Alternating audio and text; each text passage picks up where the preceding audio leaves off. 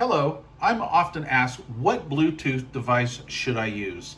So in this video, I'm going to take a look at the different types of Bluetooth devices that are currently available.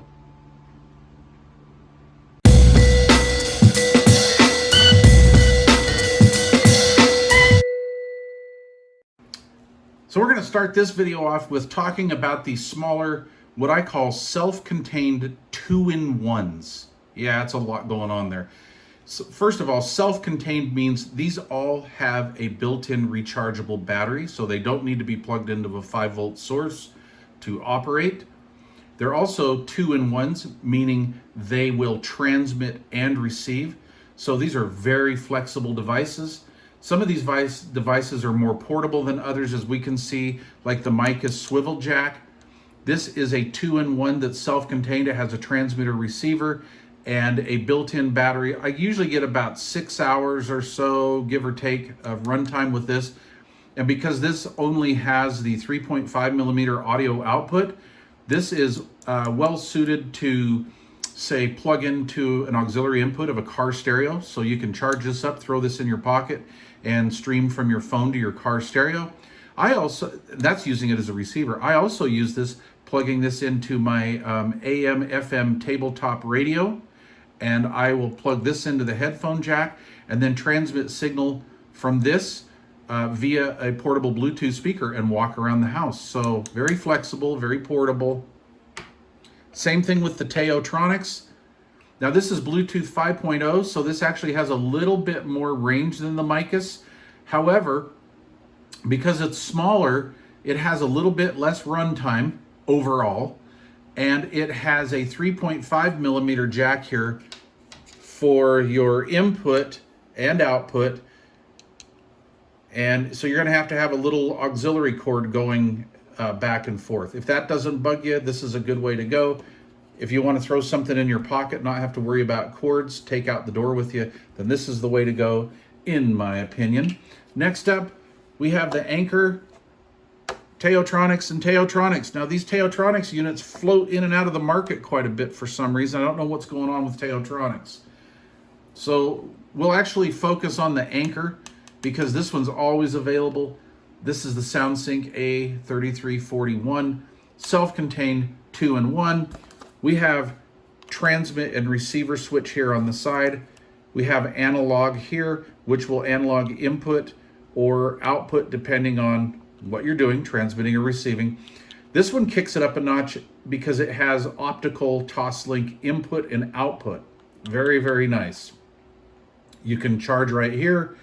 All of these units will run with the charger plugged in and in charge mode. So if you wanted to leave these stationary in your house, you can do that. Same here with the Teo, transmit and receive. Now this one makes you switch back and forth to which ones you're going to want to do. Some of these will let you pass through, meaning you can come in from your TV and maybe go out to your stereo and still leave this device as a Bluetooth receiver in line. You just want to look at each one if that's a thing for you. This one here can be hard to get at times, but I just want to show you, the availability or what these will actually do.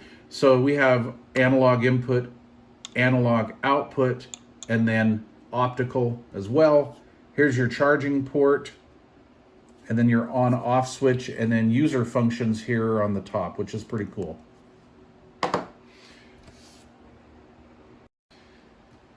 Next up, we have entry-level, easy-to-use Bluetooth receiver. And these are not self-contained, meaning that they need to be powered from a 5-volt source in order for them to operate. These are strictly receivers only. We're going to go from low end actually to high end. This is a nice little unit. It has a good sound to it. It's a little overextended on the highs, something maybe this is for you. It's very easy to pair. The Harman Kardon is an auto pair unit as well, so you just power it up and it searches for whatever device that you have in your hand at the time, and then you just pair it to this. This is a more of an audiophile type sound. This is also like 30 bucks and this is like 70. So there is a difference. All right. I really recommend these devices for people that aren't really sure about Bluetooth. They may not want to dive in with both feet, or maybe you just don't Bluetooth very often. So we have analog output here in the form of RCAs. We have 3.5 millimeter analog output there, and then of course power in. On this one, we have power in and then analog output here. It's 3.5 millimeter, and you're going to want to use the 3.5 millimeter to RCA cord. I don't remember if that came with it. However, I do know that these do come with power adapters. Next up, we have Bluetooth 2-in-1 devices that are not self-contained, meaning these need to be plugged into a 5-volt source in order for them to function. These are 2-in-1s, meaning they are transmitters and receivers, not simultaneously, only one at a time. All right, so we'll start off with the old one here. This is an old Micus RTX 2.0. I've had this in my stable for quite a few years, done quite a bit of testing with this. It's a very dependable unit. I really like it. I'm not really sure the price point on this currently. All these price points fluctuate, of course, so I'll leave all that information down below. This is kind of an old school. This is like Bluetooth 4.0. This has inputs and outputs. Also, it has a detachable antenna that I currently do not have on, but I like this function of having detachable antennas, because if you bury this in your rack somewhere, you can always get a little extension cable and then take your antenna and extend it to get it up and out of the way of your electronics, and therefore get a little bit more range. These have crazy, insane transmitting range. I've gotten well over 400 feet with this particular unit. So this has analog input, analog output, as well as optical input and output with switchable transmit and receive, and your multifunction button to pair and turn on. So very nice little unit, tried and true. Next one is the FiO BTA30, and I actually use this in my truck. I input this to my Alpine car stereo. So this is a transmitter and receiver as well, with an adjustable output gain control. And I like this because if you have a stereo that's a little bit deaf in the RCAs, and I do, I have a couple stereos that are kind of deaf, that's what I call them, they're just not very sensitive on the RCA input jack, you can make up for that with this control. Generally, this control stays at about 2 o'clock to 3 o'clock. That equals all the other outputs of the other ones. But I do have a stereo that's kind of deaf, and I actually have to turn this up more to about the 5 o'clock to equal that same output. So it's very nice to have, actually. We have transmit and receive function switch here, as well as DAC, digital to analog converter, pairing, and on and off. All right, on the back, we have our 5-volt input, our removable antenna, optical in, optical out, coaxial in or out, and then analog RCA output. Very, very nice piece of gear. I've had this in my truck. It operates flawless at 124 degrees, 128 degrees in the summertime. So that's kind of neat. If you want to know more about that, I'll do a video on that installation, because you can have really good Bluetooth in a car stereo. Actually, that's better than the Bluetooth receivers that are in the modern car stereos now. Next up, we have the Micus Pro, and this is kind of a neat device, and it has to be powered as well in order for it to work, so it's not self-contained. And this one here, in my opinion, is more suitable for the audio video fanatic, or the person that wants to stream to their headphones, from their TV to their headphones. And this thing is super, super, super flexible, because it has the HDMI input from the TV. So just plug your TV into here, and you can transmit to 2 sets of headphones and be good to go, or one. Also has optical input and analog input. We have our optical output, our analog output, and pass-through HDMI, which is really cool. So Why would I want that? So if I had a TV over here and my stereo over here, my home stereo or my home theater over here, and I want to have Bluetooth so I can do my headphone things. If I also want to stream to this from my cell phone and play through my home stereo, I can do this. But I don't have to take this out of line because my signal source from my HDMI will go through this at all times. Some of the other units that are out there in the market, if you want to do that, you have to take the piece out of line. So Micah saw that, and they took advantage of that. And this is not quite as known as some of these other pieces of gear, but it's pretty rock solid performer, and I've been digging it. This is our transmit and receive switch here. And then it also gives me the option of HD or low latency. So if you want like the finest in music reproduction from your iPad or your cell phone, you would switch onto this. If you're going to use this to transmit to wireless headphones, Bluetooth headphones, then you want the low latency.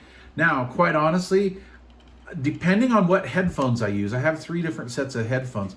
This doesn't make much of a difference. However, I do have a pair of elderly Bluetooth headphones, and this really does. It's a little delayed, or we get latency in this mode. We flip it over here to low latency, and all of that lip syncing comes back in, and it's a very nice option to have on an all-in-one transmitter. So take a look at that. All right, next up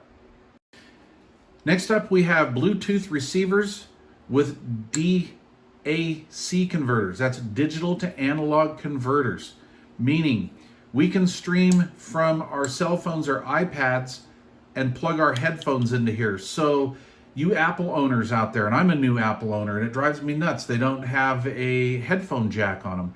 Plus, the built-in DACs in a lot of phones really aren't all that great. So this is a way to get around that. Very, very nice. So you would stream from your Apple product or from your Android phone to this, plug your headphones into here. You have a volume control here on the front as well, and it works. These things sound great. Also, you can use these as just a straight up Bluetooth receiver. Okay, so they have their little niche here. If you're into headphones, then may I suggest you check one of these out. Now, as far as high end and low end, this is the entry level unit on the scale. Yes, there are cheaper. This one comes in at $25. You can get these things for like $19 and up. However, for a low cost unit, this one's my favorite. This is the My Pin, by the way, and I'll leave links to this down below. This is really cool. So we can stream Bluetooth 5.0 into this, have our analog output, we have our digital inputs as well, and a removable antenna. That's really nice. It's not built in, so we're going to get nice range with this one.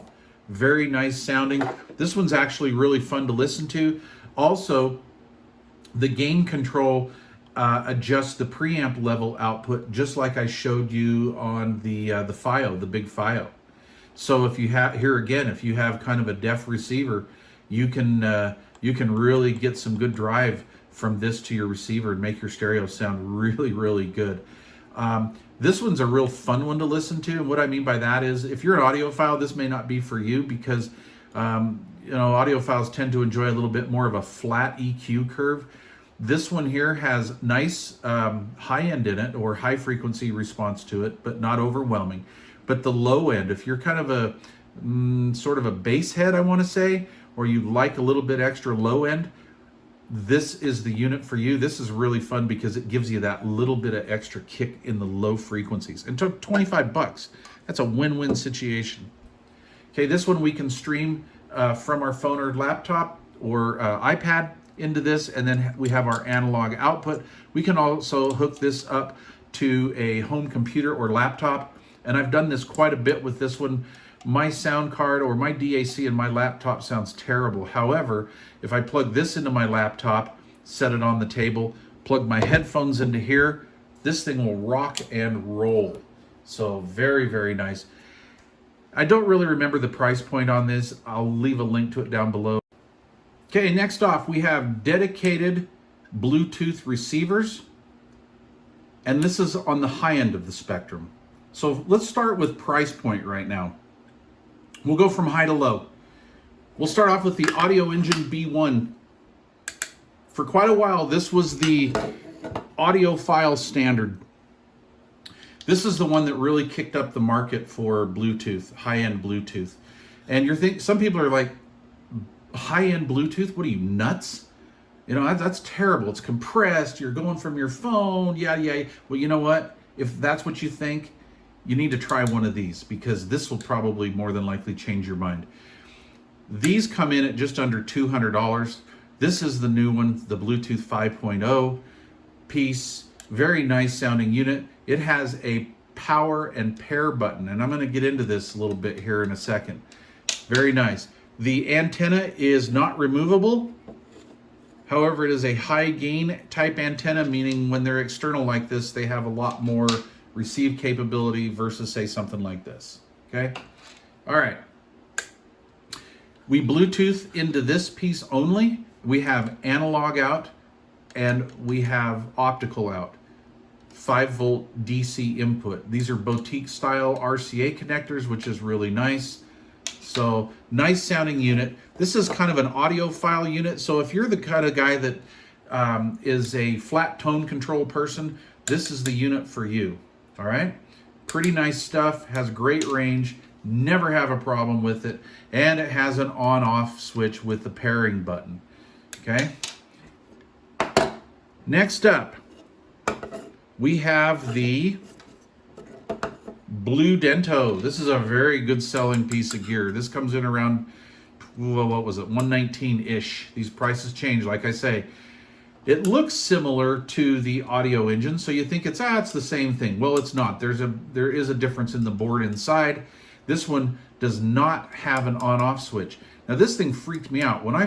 This is the first unit that I bought without a power switch. I was like, where's the on-off switch? I'm looking around for this thing. I'm like, well, how do you turn this thing on and off?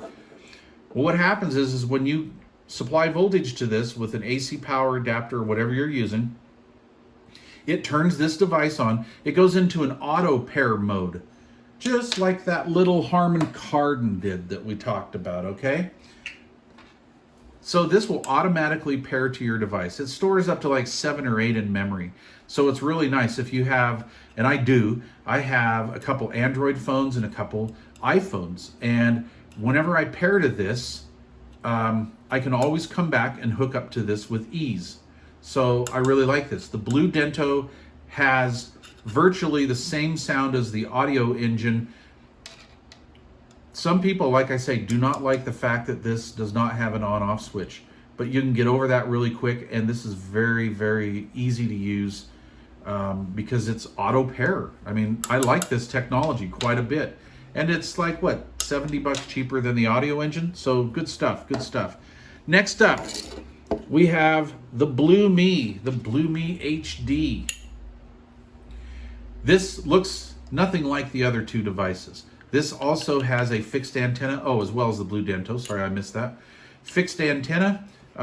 You can go 180 each way, and I really like that because if you want to mount these in your rack or something like this and have the antenna stand up, you can do that. So it's kind of cool. Did you notice this? Look at this.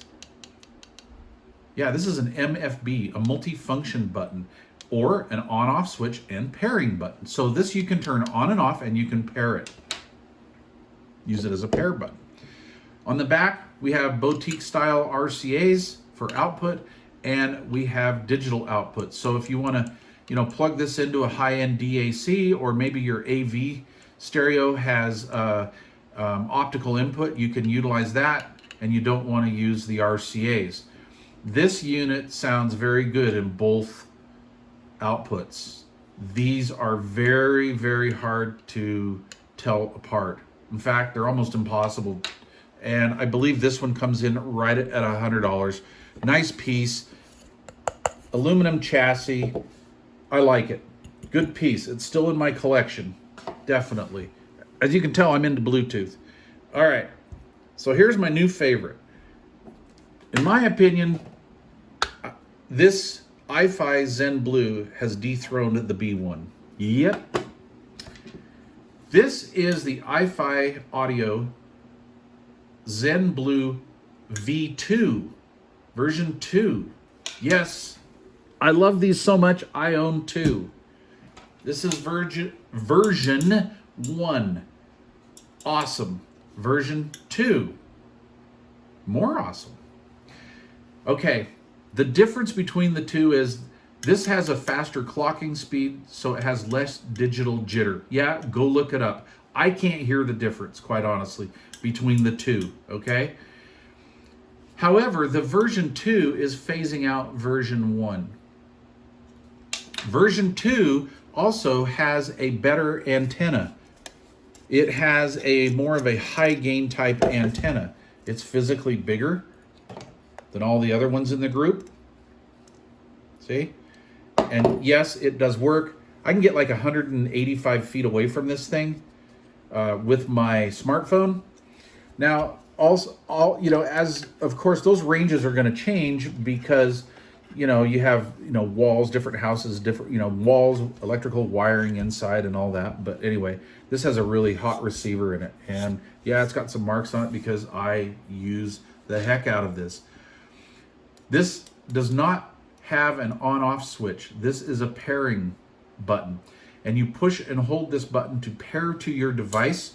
Once it pairs, it shows that it's paired over in here. And then this shows what codec you're using.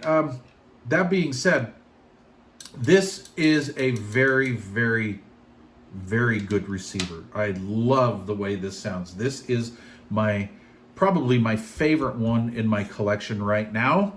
No, not probably, it is. And by the way, I bought all these. So these have come out of my own pocket, all right? iFi has a reviewer program where they will send you one of these and then you send it back. They are not looking to buy your love. Well, I wouldn't send them back. I'm like, nope, I like it. I'm keeping it. I need to pay for it. And they're like, well, I don't really know about that. Well, I got them to sell them to me. So there you go. I've had this one for quite a while, probably over a year. And I've had this one now since about, what was it? Midsummer, right when they came out. So $189 for these now. They've gone up a little bit and I have no problem with that for many reasons. A, the sound, the enhanced range, the flexibility of this. This is Bluetooth only receiver, but look at all the outputs we have. We have optical output, we have coaxial output, we have unbalanced RCA line level output. Well, then what can we have here? You know what this is? This is balanced output. So if you have a really nice high-end preamp or amplifier combo and you have balanced inputs, utilize this. The sound is absolutely freaking amazing. All right, one other thing I like about the iFi as well, and then we're gonna get close to wrapping this up. You notice the goofy, funky shape. This is like got that like 50s, 60s sci-fi shape to it. It's kind of like, you'd expect this thing to hover around a town and wipe out all the population. Well, I thought it was kind of funky at first, but the more I look at it, the more I appreciate it. But I'll tell you what I really, really appreciate is when iFi Audio designed this, they didn't phone the design in. I guess what I'm trying to say is they don't look like this. These things look exactly alike. You disassemble these things are exactly alike. Yeah, the boards inside are different, but they just phoned this design in. It's like, whatever, And I like the fact that iFi just went off on their own. They spent the money, they spent the time to bring you this. This thing weighs darn near a pound. This is a few ounces here or there. These other ones, a couple ounces. That's got some beefy weight to it. So it's really, really super, super nice. So far, this is King of the Hill for me. B1's next. Blue Dento's next. Well, it's kind of a tie with the Blue Me. I do like the Blue Me. And if you're one of those people that has to have an on-off switch still, this is the unit here. This is a good sounding piece of gear. All right? We have one last category we're going to take a look at. Okay. I just purchased this, I don't know, 2 months ago. This is the SMSL SA300. A lot of S's in there. And this is kind of a trend that I think is really super, super cool. This is not only a Bluetooth receiver, right? This has a stereo amplifier built into it. This is like, what, 60 or 80 watts a channel? I think it's rated for 300, but I'm talking real life. You can probably quarter that, and that's going to be about real life wattage output. This has stereo output for speakers. Yeah, you don't use powered speakers with this. You plug this directly into your old speakers. So if you got some little bookshelves or something you want to utilize or bring back, say you got an old pair of baby Advents. Oh, I do. And they sound really good on this. So basically you transmit music from your, a lot of these guys say stream, but you're really transmitting from your phone. Your phone's a little micro radio, and you're transmitting a Bluetooth signal from your phone to here. You're playing music. Music comes into here, comes out of here to your speakers. And look at the size of this thing. Look at the size of it. Let's look at that. I mean, that thing is tiny. 300 watts. Tiny, tiny, people. Look at this, 6 1/4 inches by overall 3. It's just crazy. Probably by 3. That looks pretty close to the same. All right, on the back end of it, here's what we have. We have speaker outputs. We have our source for our power pack. This has an external power pack that you plug into the wall and then plug that into here. A removable antenna, which, as you guys know, I really like the removable antenna idea, because then we can mess around with different antennas and see if we can get better range out of it. Subwoofer output, RCA output for the sub. Now there's no crossover in this, so this is basically full range output, but it is adjustable by the knob in the front. So I'll tell you what, I hooked this up to my Serwin Vega powered 15-inch subwoofer, and this thing rocks my house. I've hooked these up to my baby Advents. I've hooked them up to my Homebrew satellite monitors. I've hooked them up to my Klipsch Fortes, and it sounds pretty good. Does it sound as good as my Marantz? No, but it sounds pretty good because this is Class D audio. We have analog inputs for something. Now, what could we plug into here? We could plug our TV. If we got an old school TV with RCAs, we could plug that into here. I had a Hafler 945 preamp with an FM tuner and all the bells and whistles, all the preamps inputs, CD input and everything, and I ran it through here. So basically, I ran my CD player into this. I ran my FM tuner into this. Who listens to radio anymore? Oh, I do. This was great. The flexibility with these new units is just amazing. And it's just all in this little cube. It's got a cute little display that tells you what you're doing. It's got separate bass and treble in here. It's got preset EQs in here. This is just like a whole ton of stuff going on in here. And these really aren't that spendy. What are they? Somewhere around 150. So One My little company sent me their little version of this back about 1.5 years ago, and I really thought it was kind of a neat thing, because you could put one of these out on your patio and run it. You know, this isn't really a high dollar piece of gear, so you could put it in your garage, you could put it in your patio, but my one didn't get it. It just was not a quality piece of gear. I actually donated it. Now they're getting a lot better, and SMSL has really kicked it up quite a bit with this. So anyway, all right, well, thanks for watching this long and drawn out video, but I've had a lot of people ask me, well, can I use this for this and this for that? And I just kind of wanted to kind of briefly or quickly go over the different types of Bluetooth devices that are currently on the market. I'll leave links to all this stuff down below. Thanks for watching. Please leave questions or comments. If you haven't subscribed by now, please do that. Thanks for watching.